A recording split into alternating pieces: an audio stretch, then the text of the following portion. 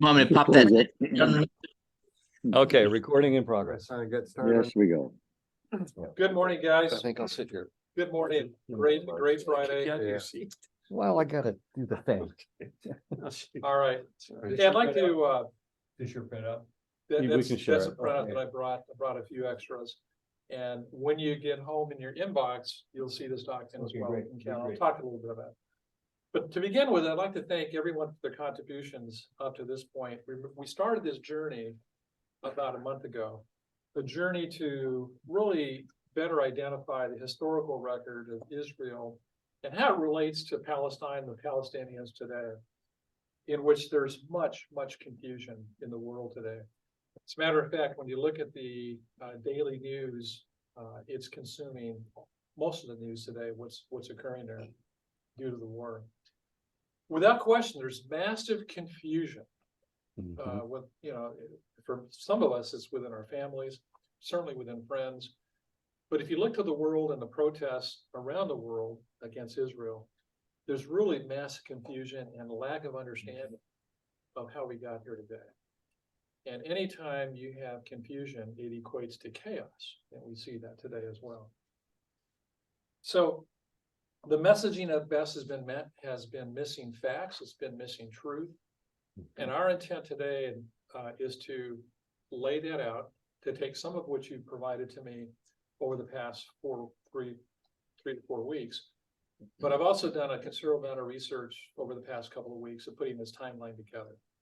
And I wanted to put a timeline together that would represent from the very beginning, going back to 2000 BC with Abraham, all the way through October 7th, 2023 to give a comprehensive view. What I share with you today on any of these points and dates, there are volumes, absolute volumes written on each of them. But of course, because of the sake of time, I'm not going to get into the volume of each bullet point, but I will provide an overview. I will provide some context, and I will provide some color to that as well. And then after presenting this timeline, we'll open it up to questions to follow. Once we're complete with this segment today, when we come back in 2 weeks after the Thanksgiving break, we'll talk about Israel. And there's some other things I'd like to address of why Israel is different in history and how it relates to us, why we should be concerned, why we should care about it, okay? All right, so with that, let's begin with a historical record of Israel and Palestine. In 2000 BC, Genesis chapter 17 covers a lot of this in detail. But God had made a promise to Abraham to bless him, that he'd be a father of many nations, that he would prosper him significantly so, and that kings would come from him, which actually did happen. In verse 7, God said, I will establish my covenant as an everlasting covenant. Everlasting, it's really important to understand that word. Between me and you and your descendants after you for the generations to come, and to be your God and the God of your descendants after you. The whole land of Canaan, Israel today, where you now reside as a foreigner, I will give you as an everlasting possession, in you and your descendants after you, and I will be their God. Verse 17, and Abraham fell face down and he laughed and said to himself, will a son be born to a man 100 years old? Because at this point, Abraham and Sarah did not have their own child, son or daughter, and they were getting old. They were in their upper years and their 90s. Will Sarah bear a child at the age of 90? And Abraham said to God, if only Ishmael might live under your blessing. Now, Ishmael, as a point of perspective, because that they couldn't have children, Sarah asked Abraham, to lie with her maidservant Hagar, and she bare a son, Ishmael, which was Abraham's first son. But so he cared a great deal about him. But when God was speaking to him about this everlasting blessing, he wasn't talking about Ishmael. He was talking about a son to come.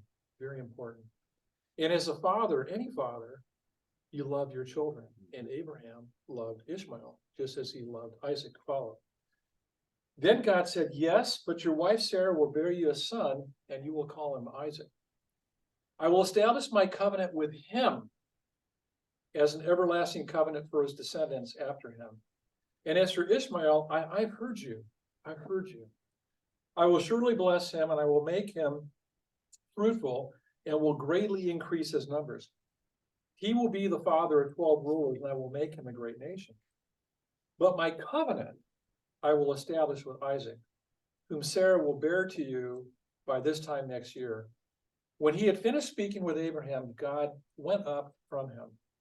Now, in this document I'm providing to you, there's a lot of scripture references for you to get into for that. The other thing that's important is in God's everlasting covenant with Abraham. There's a land grant in there that many people don't understand, but it's outlined in Genesis 15, chapter 15, verse 18. And God outlines the land and the area that he's blessing to Abraham and his descendants to follow. And it was from the great river Nile to the Euphrates River. It's about 330,000 square miles, much larger than Israel is today. By the way, just as a point of reference, Israel today is about 8,100 square miles, the size of New Jersey. So what they occupy today is far different than what God had committed to him and promised to him at this time. It's important to note that Ishmael, Abraham's son through Hagar's handmaid, is widely considered as Muslims as the ancestor of prominent Arab nations, and his forefather Adnan, the ancestor of Muhammad.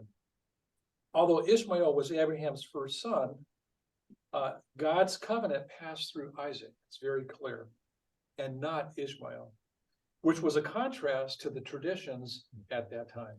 Important to know. So now we move to 1300 BC, which is about 430 years after the Israelites have been in the country of Egypt, where Moses leads them out of Egypt to release them from bondage and led them to the edge of the land that God had promised them, Canaan. We moved to 1200 BC, and after 40 years of wandering in the desert because of their disobedience, Joshua led the Israelites to the land God had promised them, Canaan. The 12 tribes of Israel are allotted their respective portions of the land of Canaan, which is now Israel.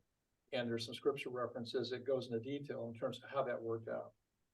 Which is very hard to read. Okay, all right. Quick question, Chris. So I keep thinking about that 330 square miles. What countries does that encapsulate? Yeah. Today? Transjordan, Syria. I'll get into more detail of that after this, okay? But it's much bigger than they have than they are today. Okay. In 1000 BC, the kingdom of David was established and Jerusalem became the capital. God committed to David that this would be the home of his people forever. Forever. 957 BC.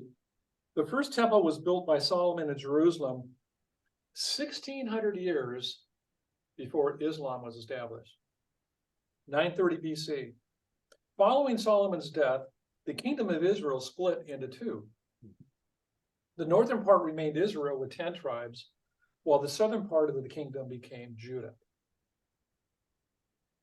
722 BC. The Assyrians conquered the northern kingdom of Israel, and the Jews were exiled. You're going to see a pattern that's going to follow where the Jews were exiled over and over again. There were reasons for that, but they were exiled. And the definition of exile or being exiled is being either moved or taken against your will to another land, to another area. They were exiled against their will. So a pattern you will see this will continue. 586 BC, the Babylonians conquered Jerusalem and destroyed the first temple. Here too, the Jews were exiled. The second temple was built in 516 BC. In 536 BC, after Persia conquered Babylon, by the way, when you think of Persia, modern Persia today is Iran. Point of contrast here. The first wave of Jewish exiles returned from Jerusalem with the permission of King Cyrus of Persia. And they began to build the temple under the leadership of Zerubbabel. King Cyrus was kind to the Jews, a far contrast of what Iran is today to the Jews, and issued a decree for their liberation. A second wave of Jewish exiles returned about 80 years later under Ezra. So you see him go and you see him come back. This pattern will repeat itself through centuries to follow, okay, and decades and decades and decades. 445 BC, the third wave of Jewish exiles returns to Jerusalem under Nehemiah. And the walls of Jerusalem were rebuilt for that purpose. By the way, if you read the book of Nehemiah, you'll see in great detail how he was provided guarantees and assurances from Persia, and even protection from those in the local region where he was building the walls were trying to do everything they could to stop him. It's really an amazing story. 63 AD, the Romans took over Judea, led by General Pompey, famous name, Pompey. Judea became a vassal state of the Roman Empire. 70 AD, the Romans destroyed the Second Temple in Jerusalem, and as a result of a Jewish revolt. There were a number of Jewish revolts that occurred at that time. They wanted to be free, but they were always defeated. Consequently, due to persecution, the Jews left Judea to make home elsewhere, but a small remnant remained. 136 AD.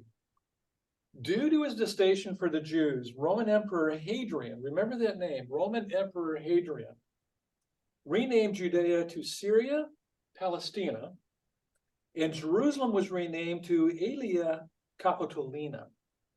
The reference to Palestina is to the Philistines, Israel's ancient enemy, hence the birth of Palestine. I want to say that again, hence the birth of Palestine. Thank you, Romans. Okay. 636 AD, the Arabs took control of Palestine. Palestine was referred to not as a state, but as a territory, and always had been through that period of time. 1099 through 1291 AD, the Crusaders entered the land. They tried to defeat the Muslims from ruling Jerusalem and Israel. In the end, they were not successful. They were defeated by the Mamluks. 1517 to 1918 AD, the Ottoman Empire became the dominant force. It's important to note that since Jerusalem was destroyed, as I said just a minute ago, there had not been an independent state called Palestine. It was always referenced as a territory. That's important. And it always remained sparsely populated. It is also important to note that the Jews were forbidden from land purchases, but did so through local Arab inhabitants. The area was actually occupied by Jews, Arabs, and others as well, other nationalities. 1897, the Zionist movement began. By the way, Zionism is a movement for the reestablishment, development, and protection of the Jewish nation in what is now Israel. It was established as a political organization in 1897 under Theodore Herzl and was later led by Chaim Weizmann. 1917, this is another important point, an inflection point, the Balfour Declaration. The Balfour Declaration was a public statement by the British government in 1917 during the First World War announcing its support for the establishment of a national home for the Jewish people in Palestine. Then it was, of course, being ruled by the Ottoman Empire, but it would change shortly thereafter. By the way, it also included Jordan. If you look at maps in the original Balfour Declaration of what was going to be the homeland of the Jewish people, it was significant. It was much bigger than what they occupy today, and it included Jordan at the time as well. Okay. And as you'll see over time, for a host of different reasons, that map changed over time. Every time it was changed, the Jewish nation got smaller and it got cut up more. We'll address that a little bit later on. 1922, the mandate for Palestine was issued by the League of Nations, which at this point, the British government set an administration in place because they had just defeated, during World War I, the Ottoman Empire. So now the British had rule, or were going to administer over the land, which included all of Palestine, all of Jordan, which they call Transjordan. Okay. This would be the beginning of problems, frustration, and hindsight's always 20/20 that they wish they had never gotten into, because it created some real issues for the British government back at that time. It didn't go so well. In 1937, the Pugh Commission, formerly known as the Palestine Royal Commission, was a British Royal Commission of Inquiry, headed by Lord Peel, appointed in 1936 to investigate the causes of unrest in the territory, significant unrest, which was administered by the United Kingdom following a 6-month-long Arab general strike. The long story short is there was always unrest. The Arabs were never happy with the Balfour Declaration. They were never happy with the thought of having a Jewish homeland in Palestine, in the territory of Palestine. And they were never happy by having the British rule over the area. So they did everything they could to fight back against it and to undermine the authority that they had. During that time, the populations of Jews and Arabs grew as a once lightly populated land began to prosper agriculturally, primarily due to the exiles, Jewish exiles coming back, bringing that knowledge and know-how from what they had learned in other countries in terms of the development of agriculture, but which, by the way, today is a significant export component for the country of Israel. 1939 AD, under pressure, the British restricted immigration to 75,000 a year, even though millions of Jews wanted to return to their homeland, due to pressure from the Arabs and trying to keep the peace in an area where there was significant unrest. The British government limited the numbers of Jews that could come into the land by 75,000 a year. World War II soon followed. The Jews signed up to support the British government and formed their own divisions. During this time, Mohammed Amin al-Husseini, a Palestinian Arab nationalist and Muslim leader in mandatory Palestine, where the British had rule, became a real problem for the British as he collaborated with Nazi Germany and Italy to oppose both the British and the establishment in Palestine of a Jewish national home. During this time, the British mandate continued to constrain Jewish immigration. By the way, there's a lot written on this gentleman, on this man, Mohammed Amin al-Husseini. He was a real problem. 1947, 1948 AD, after the UN Assembly adopted the resolution to partition Palestine on the 29th of November, 1947, Britain announced the termination of its mandate for Palestine. In other words, they were going to get out. They had enough.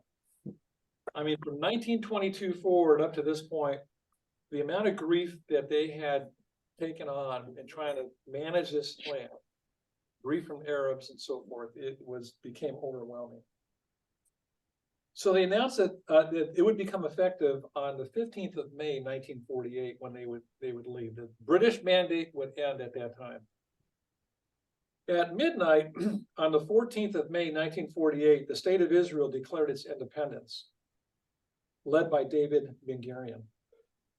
On the eve of May 14th, the Arabs launched an air attack on Tel Aviv, and 5 Arab armies from Lebanon, Syria, Iraq, Egypt, and Saudi Arabia invaded Israel and the Jewish settlements. If you look at the population numbers of the countries that surrounded Israel, it was unbelievable.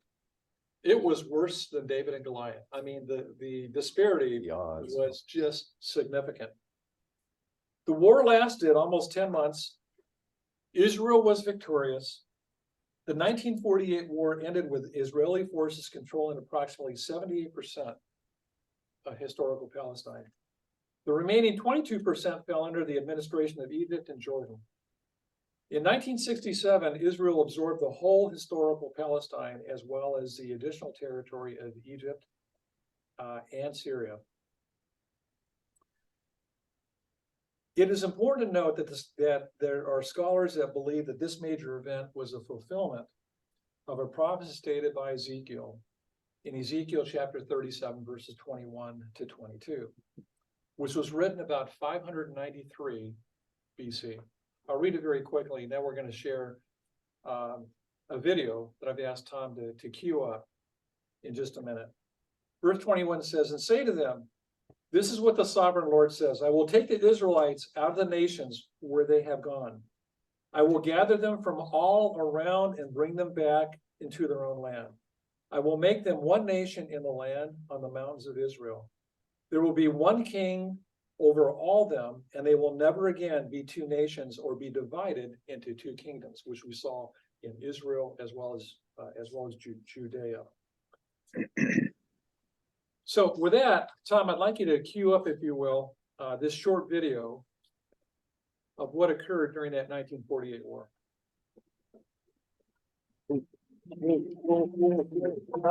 Hang on. Got too many. I don't have big enough eyeballs. Where did Zoom go? Sorry, guys. Okay. Share. Share that one. Make it big. Push play. I grew up in an age of very virulent anti-Semitism. I didn't deny my Judaism, but I wasn't happy about being Jewish. What changed me was knowing what Hitler did to the Jews. I couldn't live with myself if I didn't do this. It was desperation time in Palestine. And I said, look, I know there's going to be a war there, and I'm a fighter pilot, and I want to go there. The 1948 war was the most significant of the Israeli-Arab wars. It was a matter of life and death. I was going to help the Jews out. I was going to help my people out. We landed at Natal, Brazil, got to Casablanca, Rome. We headed one of the town. We weren't looking for trouble, but we were always looking for action. We were young, good looking, had hair. We had a lot of testosterone. We didn't want to waste it. The airplane just sunk like this. We were flying Molotov cocktail. I knew, Patrick, you're going to die. You want to stop us? Shoot us down. I knew what had happened to other downed pilots, and I wasn't going to be taken prisoner.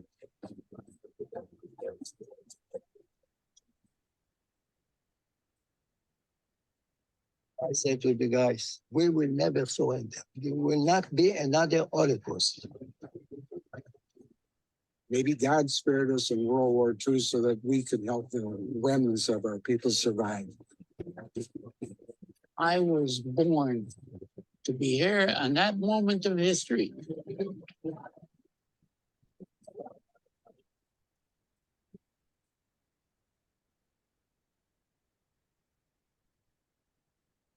Thank you, Tom. Everybody else, Gentlemen. Cast a Giant Shadow, turn classic movies recently. By the way, there's been a number of movies written on this. I'll make this point in just a minute, as soon as Tom brings us back. Stop share. There we go. Okay, great. Thank you, Tom. Gentlemen, the reason why we saw that video is because there were dozens and dozens of American pilots in World War II that were Jewish. And the Jewish, in terms of resources, in terms of armaments, equipment, could not match what they were engaged with on an instant notice right after they declared themselves a nation. It was a miracle that they survived. It was a miracle, one of many to follow, that you see once again a pattern to follow, that they were victorious. Part of the reason why they were victorious is because of the American pilots. They didn't have planes. The US government would not give them the aircraft that they had requested. And so if this movie Above and Beyond provides a little bit more detail than their other movies, where there were American pilots who actually snuck planes. Things happened all over the I could world do that. below the waterline to Gee. get planes into Israel that enabled them to be victorious. It's really an amazing story how all that came together. So if you have a chance, watch it. I think it was 2014 when that movie was made. Okay, fast forward 1964 AD, the Palestinian National Council convened in Jerusalem on 28th, 1964. After concluding the meeting, the PLO was founded, Palestinian Liberation Organization. Its stated complementary goals were Arab unity and the liberation of Palestine from the Jews. 1967, the Six-Day War was brief and took place between June 5th and 10th of 1967. It was the third of the Arab-Israeli wars and included Arab countries of Egypt, Syria, Iraq, and Jordan. Israel's decisive victory included the capture of the Sinai Peninsula, the Gaza Strip, West Bank, the Old City of Jerusalem, and the Golan Heights. Again, against amazing odds, they were victorious. 1973 AD, the Yom Kippur War was also known as the Ramadan War, was the fourth of the Arab-Israeli wars, an armed conflict that lasted from October 6th through October 25th between Israel and a coalition of Arab states led by Egypt and Syria, which were the dominant armies in the region. The war began on October 6th when the Arab coalition jointly launched a surprise attack against Israel on the Jewish holiday of Yom Kippur, when no one was expecting this. Mm-hmm. People were sleeping. It was a surprise attack, which had occurred on the 10th day of the Islamic holy month of Ramadan in that year. Israel once again won the war and could have captured the Syrian capital of Damascus and the Egyptian capital of Cairo, but decided not to under world pressure. The UN brokered a peace deal, and once again, Israel gave back land they had captured. This too is a repeating pattern through each of these wars that will continue. Quick question, so, Right. so Israel gave back land, but is that counter to God's will? Yeah, we'll get into It that. is, right? Yeah, we will get into that. Yes, it's never worked out for them, Jay. Israel's disobedience is not unique. On March 16th, 1979, at the invitation of U.S. President Jimmy Carter, Prime Minister Menachem Begin of Israel and President Anwar Sadat of Egypt came to secluded presidential retreat Camp David, hoping to find avenues of peace. A treaty was developed, and as a result of that, Israel completely withdrew from the Sinai Peninsula. The two countries agreed on a framework of an agreement to allow self-rule for Palestinians living in occupied territories. Here too, another example of an exchange of land for peace. 1987 AD, Hamas formed in late 1987, in the beginning of the first Intifada, or uprising. Its roots are from the branch of the Muslim Brotherhood. Yes, those are the roots. 1993, in another effort to bring the parties together, and another example of an American president getting involved, President Bill Clinton brokered a deal with Yasser Arafat and Israeli Prime Minister Yitzhak Rabin, known as the Oslo Accords. This is a big deal, and let me share with you why. The agreement outlined a commitment on negotiating an end to a conflict which had been continuing, based on a two-state solution.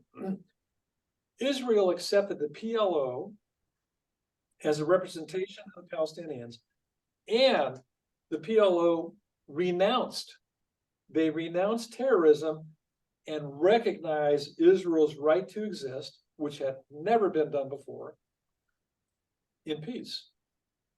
Both sides agreed to a Palestinian Authority would be established and assume governing responsibilities in the West Bank and the Gaza Strip over a 5-year period. Hamas, which opposed the deal, launched a series of suicide bombings in Israel following. Now, some say whether or not Yasser Arafat was genuine or not in that exchange, but that was the exchange, and that's what went down. Didn't sit well with Hamas. He was very hopeful. Other Arab countries as well. 2000 AD, another example at Camp David was a meeting held between President Bill Clinton once again. This time, the Israeli Prime Minister was Ehud Barak. And once again, the Palestinian Authority representative was Yasser Arafat. The summit took place between the 11th and 25th of July of 2000 and was an effort once again to end a continuing Palestinian-Israeli conflict. After negotiations between Israel and Palestine reached an impasse at Camp David, a second intifada or uprising began. Later, Bill Clinton claimed that Arafat, after the failure talk, stating that I regret that the 2000 Arafat missed an opportunity to bring the nation into being and pray for the day when the dreams of Palestinian people would be a separate state for a better life. What he said basically was there was a counteroffer that was offered to Yasser Arafat that he rejected, and he walked out of the meetings, never to come back again. And as a result of that conflict, now there's a lot of pressure on Yasser Arafat after that first meeting that they had back in 1983 to get back into a position of removing the Jews once and for all. So he certainly felt that pressure. Unfortunately, that was exhibited in the decisions he made during that Camp David summit in the year 2000. 2005. In 2005, Israeli troops pulled out of Gaza. You might have remembered that there were a number of Israeli settlements in Gaza, and they didn't want to leave. But they were forced to leave by Prime Minister Ariel Sharon, who believed that if they removed the Jewish settlements out of Gaza and give that completely to the Palestinians, then that would be a move for an everlasting peace. It didn't happen. The purpose of the plan, once again, was to improve Israel's security and international status in the absence of peace negotiations with the Palestinians. Another example of an exchange of land for peace. 2006 AD. In January of 2006, about a year after the death of Palestinian leader Yasser Arafat, the co-founder of the paramilitary organization Fatah, Hamas won the Palestinian parliamentary election. 1 year later, Hamas seized control of Gaza, routing the Fatah forces. So now they were in control. They were the representatives of the Gaza Strip. It's important to note these points here that I'm going to outline in the Hamas covenant. And it states the following. In the preamble, Israel will exist and will continue to exist until Islam will obliterate it, just as it obliterated others before it. Yes. Article 7, the day of judgment will not come about until Muslims fight Jews and kill them. Then the Jews will hide behind rocks and trees, and the rocks and trees will cry out, "O Muslim, there is a Jew hiding behind me, come and kill him." Article 11, the land of Palestine is in an Islamic wafi, or holy possession, consecrated for future Muslim generations until Judgment Day. No one can renounce it or any part or abandon it or any part of it. Article 13, peace initiatives and so-called peaceful solutions and international conferences are a contradiction to the principles of the Islamic resistance movement. These conferences are no more than a means to appoint the infidels as arbitrators in the land of Islam. There's no solution for the Palestinian problem except by jihad. Initiatives, proposals, and international conferences are but a waste of time and exercise in futility. Palestine is an Islamic land Since this is a case, the liberation of Palestine is an individual duty for every Muslim wherever he may be. The last article I will comment on is Article 15. The day the enemies usurp part of Muslim land, jihad becomes the individual duty of every Muslim. In the face of the Jews' usurpation, it is compulsory that the banner of jihad be raised. 2023 AD, October 7th. Hamas invades Israel and killed more than 1,400 Jews, kidnapped more than 230 hostages, babies, children, men, women. Israel declares war on Hamas. So what I just covered over the past maybe 40 minutes or so was an overview of the beginning, 2000 BC, of Abraham, the everlasting covenant that God made with him and his descendants, and where we are today. Gentlemen, I say this is a matter that will never ever be resolved by human hands or involvement. It will never be. This is a spiritual conflict. It will never be resolved until Jesus comes back. Okay, it's as simple as that. I'm being straight up on this. And I, after much research and due diligence, believe this to be the truth. Theoretically, that's true. So what I'm hoping is that with this document that's been reviewed this morning with you, and that all of you should have, is that it's something that you can provide to others that may not have all the facts. I'm going to make a statement that most people do not have the facts. Most people do not understand the history. That's pretty obvious. Or the Palestinians or Palestine, they don't have it.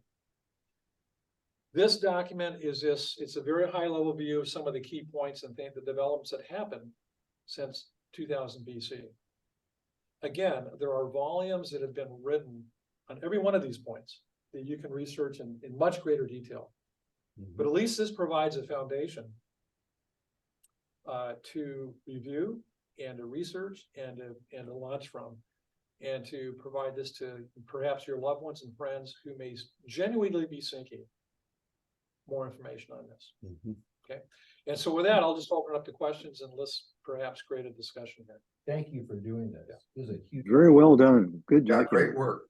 Thank you so Good much. synopsis. Yep. Well done.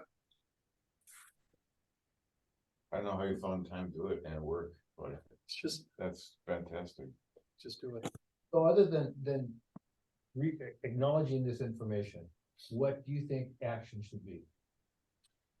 The first action should be to educate your loved ones, beginning with your family. Make sure they have the proper tools. You cannot enter into a conversation with someone, and even a debate, if that's where it goes, without having the facts. Having an understanding of the facts is critically important. To reference anomalies, general statements, is not productive. You'll never convince anyone in that manner. But when you have the facts on your side, and you present them not in a way that's condescending, you present them not in a way that where you're doing battle, but here are the facts. Now, if you know something different than what I'm presenting to you, then please present that to me. Let's talk about it. But provide, if you have a different position, what are the facts that support your position? Let's review them. Okay. So begin with your family. Have this document, and you can refine it, by the way. You can refine it. This is not just Chris Holguin's document. I just put the information together. But for those you may come in contact with, have it ready. Have it available. If you're Muslim though, or sympathetic to the Muslims, you look at this, you go, liberation of Palestine. That rings a bell. It's right here on the news all day long. Yeah. That's an argument that's being put forth. Yeah. Well, the part of that argument, the liberation of Palestine, is to remove all the way to the sea. You hear that reference, okay? Right. that means extermination of Israel. Get rid of them. Basically, that's what it means. But as you can clearly see here, that was never God's plan for the area, for the region. Hey, Chris, This is a spiritual conflict. Yes, go ahead. Sorry. I think you're just starting in where I was gonna go. I think you start by understanding the biblical worldview of these events. You're going to encounter arguments from people that do not possess a biblical worldview. So they're going to come at this with a completely different reference point and point of view. If you don't help share the reality of the Abrahamic covenant and the understanding that the Jews were promised several things, it's just going to be a continued discussion, a continued argument. This truly is a spiritual war. So if you're talking to someone who doesn't have a biblical worldview, they're just not going to understand. So I would suggest that's probably a good place to get yourself prepared, is to understand what that means and what those implications are. And then you can have a conversation where you can represent, frankly, from my point of view, the truth of what this is all about. And then you can discuss this as, frankly, consequences to the disobedience of the Jews over the course of history. So it doesn't matter if you have these facts, but you have to have a basis for the facts. And if this is a spiritual war, you need to understand both sides. Thank you, Joe. You're welcome. You're absolutely right. Question. Well put. Yes. On the timeline, you say 63 AD, the Romans took over Judea. BC. No, it says AD here. 80? Yeah, That's a question, isn't it? yeah. They were occupying the area when Jesus was born. So wouldn't that be BC instead of AD? I'll double check that, but yeah, we're talking specifically about, the area of Judea, but I will double check that. You also mentioned it was wrong for Israel to have given back land. You said you would get into that a little bit more. Yeah. Every time there was an intent for peace. I mean, Israel wants to live, this is their land. Finally, they settle on it. Okay, they want peace in that area. But conflict has continued through, you go back to the early 1900s, all the way through, ever since they've been in that position of being a nation, conflict has continued. So in an effort to have peace on its borders and to stop all the things that have happened in terms of people blowing themselves up, they built a wall to kind of prevent that, firing missiles. I mean, when you think about since 2014, there have been over 20,000 missiles fired from Gaza into Israel, over 20,000 missiles. That's a lot. That's crazy. If Mexico was firing those missiles into the US, you think that they would still be there? It wouldn't be there. Yeah. Anyway, long story short, in an effort for peace, because of the land that they had captured through conflict and war, they had given it back in the hope for peace and the hope for security. It never worked. Well, they're no longer at war with Egypt. Yeah, but there's conflict. Think about this for a minute, okay? The Palestinian people, you have Arab countries all around it. You have Egypt, you have Jordan, Syria, all around it. How well has Egypt been accommodating during this time to allow Palestinians to flow into their country or to provide support? No one has. No one has. Yeah. They went to Jordan and fomented a revolution. They went to Lebanon, and they. By the way, stay at Jordan for a second. When the Palestinians moved into Jordan, what did Jordan do? Well, they tried to accommodate them at first. They did. And then what happened? Well, the Palestinians fomented a civil war, but tried to overthrow the king of Jordan. That's right. That's right. And so then what happened? Well, the Jordanians had a good army, and they were eventually able to kick them out. Exactly. Okay. This is their brothers, by the way. And by the way, there's a reference scripture I didn't mention today, where it talks about Ishmael being at even war with his brothers, having the mentality of a always being in conflict with his brothers. Yeah, that's correct. Okay. And so what I'm saying here is within the Arab nation, Arab brothers, Palestinians, how many of them have stepped forward to help them? Financially or otherwise, or with land to help get this. None, Look at. none of them. They want to take them in. No, okay, and not the amount of funds. I mean, they had self-rule. Okay, they had self-rule. How did that go? Not It very didn't go well. very well. Mm. Isn't there a huge group of Muslims in the European countries who Oh, are yeah. kind of Yes. taking over? Yes. There are, what's happened, by the way, Dale, it's a very important point. It's a matter that actually started back in the 90s. Okay, mass immigration of Arabs into France, into Great Britain, into other European countries that were unwilling to blend in with the population, for lack of better words. This has grown immensely. And we see the outcome of that through many of these demonstrations, especially in the UK. There have been big demonstrations on both sides in France, but they retain their identity, unwilling to blend in with French culture or the UK. This was a matter that we talked about as a group back in not there long after 2005, where we saw the immigration patterns of Arabs moving into the European countries. Yeah, it has created a different environment there today. By the way, these are They never want to be assimilated. general statements, but that is a definite fact. Yes. What was that, Bill? They never want to be assimilated. They don't want to be part of the, when they go to France or Britain or United States, they don't intend to be part of the culture that they're joining. They want to keep their own. They want to make France and Britain and the United States Islam. Mm-hmm. And one day they will succeed because we're all going to go against Israel. Yeah. When the Lord returns. Yeah. No. We won't be here, Right. but that won't happen. Has there ever been a point in history where that 330,000 square miles has actually happened? Where Mm-mm. Israel was that size? Never. No. Not yet. And that's the key word, not Yet. yet. It will happen, Yeah. but not in our lifetime. Not when we're here, not in this world that we're in today. Mm-hmm.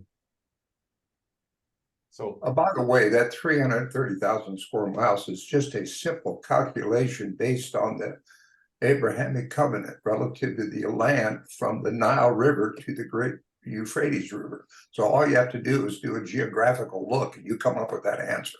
That Right. number wasn't necessarily provided biblically, but the boundaries of what God gave the Israelites as their territory based on, or what he gave Abraham based on the covenant, equates to 330,000 square miles.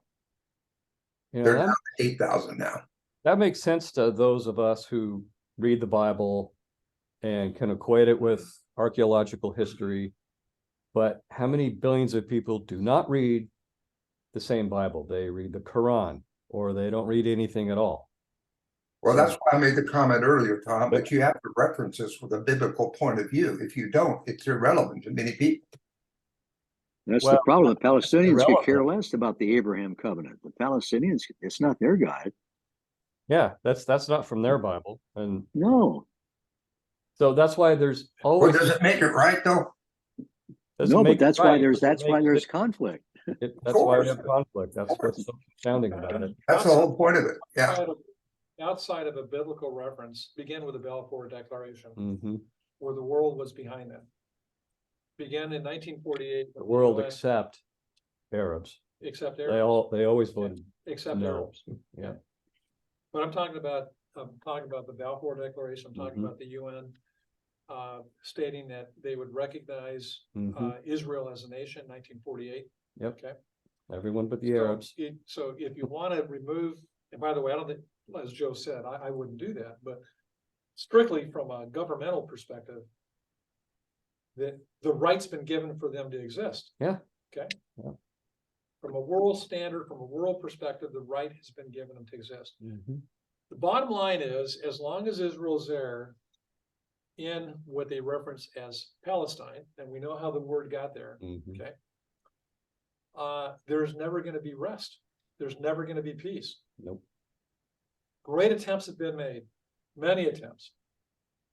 Even the recent accords with Saudi Arabia and Jordan and Egypt to move closer together, recognizing the threat of Iran, that's been disrupted.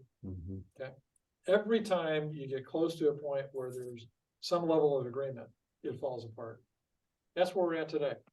Even if the Jews left Palestine completely, right? Which you would think would satisfy some of those factions. There's such a hatred for the Jews that wouldn't matter anyway. They still want to get rid of them. Yeah. Right? Yeah. Well, you have evidence of that. What happened in World War II in Germany? Yeah. Okay. By the way, there are factual stories even in France prior to World War II, where there were a number of prominent Jews in military leadership that were removed. Okay, prior to World War II, and the French paid a heavy price for that. But if you think about this for a minute, how the Jews have been exiled and dispersed, right, their whole centuries, life, guys. Okay? Forever. Okay. And for them to come back to a specific land area where the original language, what's the original language, by the way? Hebrew. Hebrew. How many people groups can you cite that have been dispersed all over the world, and now they've come back, they've retained their identity, by the way. They've retained their identity. It's amazing. There's something different. Yeah. How many countries the size of New Jersey have as much impact on global GDP as Israel does? How many countries or scientists or other breakthroughs? Look at the number of Nobel Prize winners since the very beginning of that program. By far the highest, it's not even close. There's more people. They are Jewish. Okay. Medicine, literature. I mean, it's amazing, the details behind that. Is there any other country other than the United States that has as many Jewish people living in it? I mean, Israel, and then America is number 2. Yeah, New York. The numbers, but France has a pretty good sized population of Jews living in it. Go ahead. Did somebody say? I said the largest concentration of Jews in the United States or in the state of New York. Yeah. Yeah. Great Jewish still. By the way, as it relates to the legitimacy of the Palestinian argument, let me give you guys another reference point I think is important to understand. All this Islamic demand and all this Islamic entitlement that's claimed, realize that Muhammad is only a few hundred years old. Yeah. The Arabic covenant is 6,000 years old. Okay, so let's see if we're going to have an argument about it. Let's put some reasonable reality behind the argument. These people are making claims based on representations that are 200 or 300 years old, not several thousand years old. So you got to get things in the proper perspective, otherwise you can't have an intelligent discussion. Yeah. Can you imagine? But in Islam, they see it as a continuing revelation by God. And when they have conflicts within the Quran, it's the most recent that is the governing rule. And so they're going to say God continued his revelations through Muhammad, and Muhammad is the last and greatest prophet. Yeah, and when was Muhammad born? By definition, it's a cult, right? A few hundred years ago. It's not something that's written in stone and remains, But always changes often. And they still think Ishmael is the firstborn and he's the one who's supposed to have the covenant. So they've been jealous forever. Yeah. Oh, sure. And the thing Title for a long time, but the point that Chris was making earlier is that the Jews and the Arabs lived in incredible peace and comfort for many, many years in Palestine.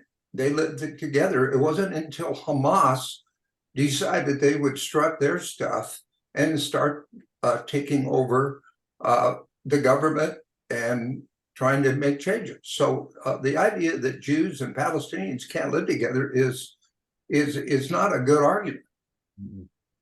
Yeah, well, thank you, Joe.